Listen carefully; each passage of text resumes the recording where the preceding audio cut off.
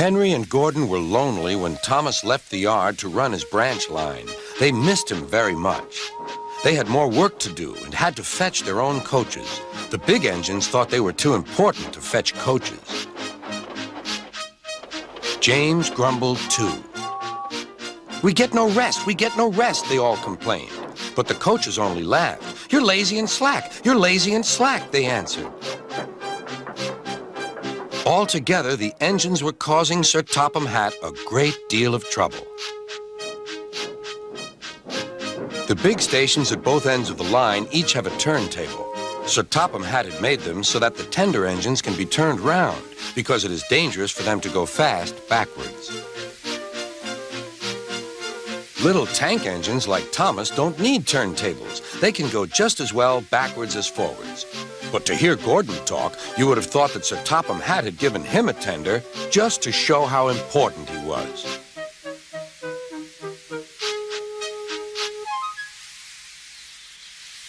"You don't understand, little Thomas. We tender engines have a position to keep up. It doesn't matter where you go, but we are important. And for Sir Topham Hatt to make us do shunting, fetch coaches, and go on some of those dirty sidings, it's not the proper thing."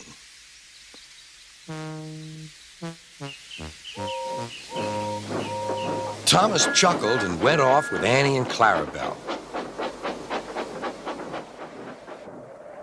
"Disgraceful," Gordon hissed as he ran backwards to the turntable. The turntable was in a windy place close to the sea, and if he was not on it just right, he put it out of balance and made it difficult to turn. Today, Gordon was in a bad temper, and the wind was blowing fiercely. His driver tried to make him stop in the right place, but Gordon wasn't trying. The fireman tried to turn the handle, but Gordon's weight and the strong wind prevented him. "It's no good," they said at last. "Your big tender upsets the balance. If you were a little tank engine, you'd be all right. Now you'll have to pull the next train backwards." "Look," called some boys, "there's a new tank engine." "Oh, it's only Gordon back to front." "Hello," called Thomas. "Playing tank engines? Sensible engine. Take my advice, scrap your tender and have a nice bunker." Gordon said nothing. Even James laughed when he saw him. "Take care," hissed Gordon. "You might stick too." "No fear," chuckled James. "I'm not so fat as you." "I mustn't stick," thought James. He stopped on just the right place to balance the table. It could now swing easily. Gordon arrived in time to see everything. James turned much too easily. The wind puffed him round like a top. He couldn't stop.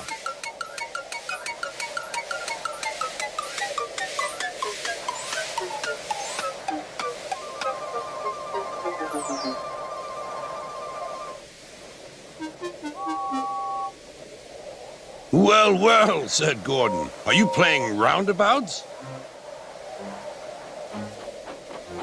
Poor James, feeling quite giddy, rolled off to the shed without a word.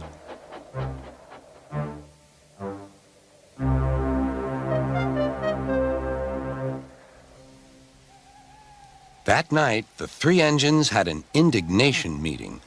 "It's shameful to treat tender engines like this. Gordon has to go backwards, and people think he's a tank engine. James spins round like a top, and everyone laughs at us. And to add to that, Sir Topham Hatt makes us all shunt in dirty sidings. Ugh!" "Listen," said Gordon. He whispered something to the others. "We'll do it tomorrow.